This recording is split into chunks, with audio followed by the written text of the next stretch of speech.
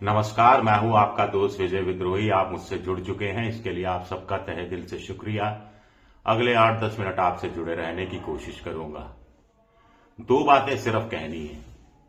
एक, अमेरिका ने फिर कहा है कि भारत ने टैरिफ के चक्कर में 25% टैरिफ के चक्कर में रूस से तेल खरीदना करीबन बंद कर दिया है, इसीलिए 25% टैरिफ घटा दी जाएगी और इस पर भारत सरकार का कोई रिएक्शन नहीं आया है।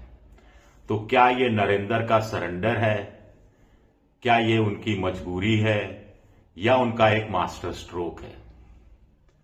ये सवाल इसलिए उठ रहा है कि पहले जब जब अमेरिका ने कहा इस तरह की बात, तो भारत सरकार का तुरंत रिएक्शन आता था, जो ये कहता था कि देखिए, किसी देश से क्या खरीदना है क्या नहीं खरीदना है, ये भारत अपनी जरूरतों के हिसाब से और अंतर्राष्ट्रीय बाजार में कहां वो सामान सस्ता महंगा कैसे मिल रहा है उसके हिसाब से खरीदता है। इसमें किसी तीसरे देश का दखल नहीं होता कि यहां से ये चीज खरीदनी है या यहां से ये चीज नहीं खरीदनी है या यहां से ये चीज खरीदनी कम कर देनी है।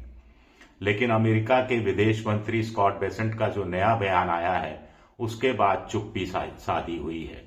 उल्टे भारत में जो मीडिया है, मेन स्ट्रीम मीडिया, अखबार हैं, वो गुणगान गा रहे हैं। बहुत इसको एक अच्छी पॉजिटिव खबर के रूप में ले रहे हैं कि अब भारत पर 25% टैरिफ घट जाएगा, सिर्फ 25% रह जाएगा, ट्रेड डील हो जाएगी ये मार्च में, अप्रैल में, उसमें 25% टैरिफ भी शायद घटकर 19% या 15% या हो सकता है 10-12% रह जाए, तो भारत की बल्ले बल्ले होने वाली है। ये नरेंद्र मोदी जी का कमाल है। क्या सचमुच ऐसा है? ट्रंप ईरान पर हमले की योजना बना सकते हैं। ट्रंप वेनेजुला के राष्ट्रपति को अगवा कर सकते हैं। ट्रंप ग्रीनलैंड पर कब्जा करने की कोशिश कर सकते हैं और सरेआम इस तरह के वक्तव्य दे सकते हैं। लेकिन भारत, रूस पुराना दोस्त, हर मुसीबत में जो काम आता रहा दोस्त, उससे अपने हिसाब से कच्चा तेल भी नहीं खरीद सकता। पिछले एक साल में ईयर ऑन ईयर के हिसाब से देखा जाए तो भारत ने रूस से 18% तेल का आयात कम कर दिया है और अमेरिका से 62% तेल का आयात बढ़ा दिया है। रूस से जो हमें तेल मिलता था वो $52 प्रति बैरल के हिसाब से मिलता था। अंतर्राष्ट्रीय बाजार में भारत को जो अब कच्चा तेल मिलता है वो ब्रेंट की क्रूड ऑयल मोटे तौर पर वो $60-61 प्रति बैरल है। तो $8 या $9 महंगा प्रति बैरल तेल अब हमें खरीदना होगा। और ये कुल मिलाकर जितना तेल हम साल में खरीदते हैं उसके हिसाब से देखा जाए तो 90,000 करोड़ से लेकर 1 लाख करोड़ ज्यादा पैसा खर्च करना पड़ेगा। रुपए के हिसाब से कह रहा हूं मैं, ये एक साइजेबल अमाउंट है। अब कुछ आंकड़े देख लेते हैं जो आंकड़े बताते हैं कि कैसे कब कब भारत, जब यूक्रेन और रूस का युद्ध नहीं हुआ था तो 2 या 3% तेल रूस से खरीदता था, क्योंकि खाड़ी देशों से भारत को तेल मिल जाता था और रूस से तेल खरीदने के लिए कोई बहुत बड़ी मजबूरी नहीं थी। फिर भारत ने, रूस ने रियायत देनी शुरू की। एक वक्त तो $6 या $60 प्रति बैरल की वो रियायत दे रहा था।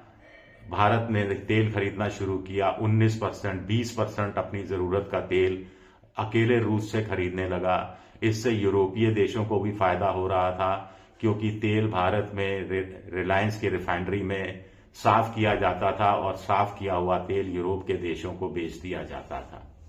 लेकिन फिर ट्रंप ने 25% की एक जनरल टैरिफ लगाई और 25% की दंडात्मक टैरिफ लगाई और भारत दबाव में आना शुरू कर गया, सरेंडर किश्तों में होना शुरू हो गया। जो तेल 18-19% था वो घटकर 12% हुआ, फिर 8% हुआ और अब शायद 6% के आसपास रह गया है। और अमेरिका से जो तेल है, जो गैस है हम खरीदते हैं, वो पिछले एक साल में 62% या उससे भी ज्यादा उसका ग्रोथ हुई है। जबकि आपको जानकर हैरानी होगी कि खाड़ी देशों से भारत में जो तेल आता है, कच्चा तेल, उसका जो माल भाड़ा लगता है उसके मुकाबले में जो अमेरिका से तेल आता है उसका माल भाड़ा 2.5 गुना हो गया है।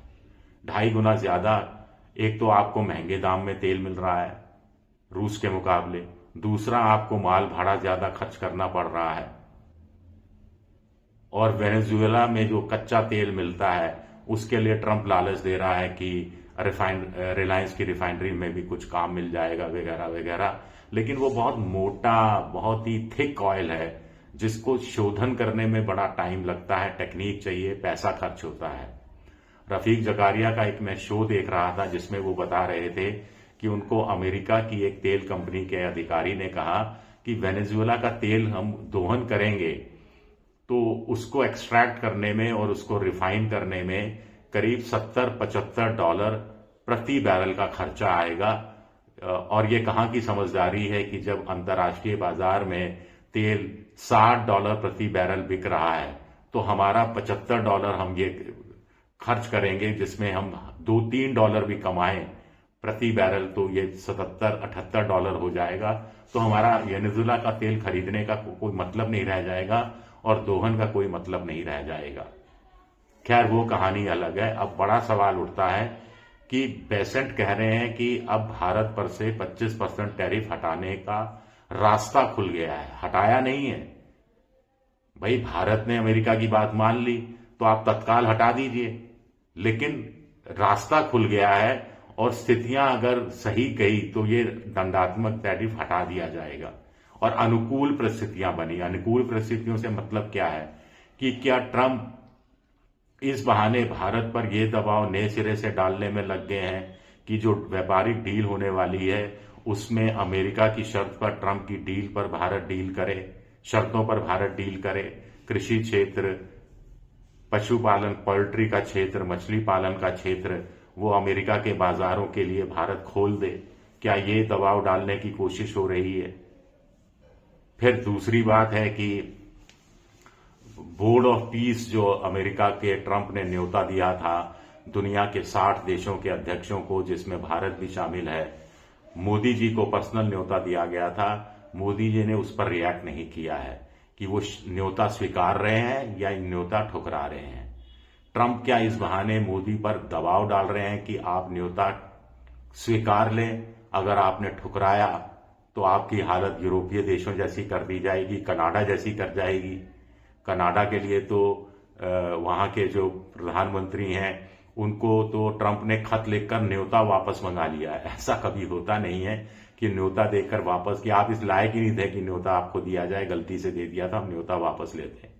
तो क्या ये दबाव डालने का तरीका है या फिर ये इस समय एनी बेसेंट का बयान, माफ कीजिएगा, स्कॉट बेसेंट का जब बयान आया है जब अडानी पर अमेरिका की अदालत में शिकंजा कसने लगा है और अमेरिका की जो सेबी जैसी सिक्योरिटी एंड एक्सचेंज कमीशन है उसने अपना दबाव डाल दिया है। तो क्या ये दोहरा तिहरा दबाव डाला जा रहा है ट्रंप की तरफ से माय गुड फ्रेंड पर? यह भी अपने आप में बड़ा सवाल उठता है। शुक्रिया मेरा वीडियो देखने के लिए। पसंद आए तो लाइक कीजिए, सब्सक्राइब कीजिए, शेयर कीजिए। आप मेंबरशिप ड्राइव में भी जा सकते हैं। शुक्रिया, बहुत बहुत शुक्रिया।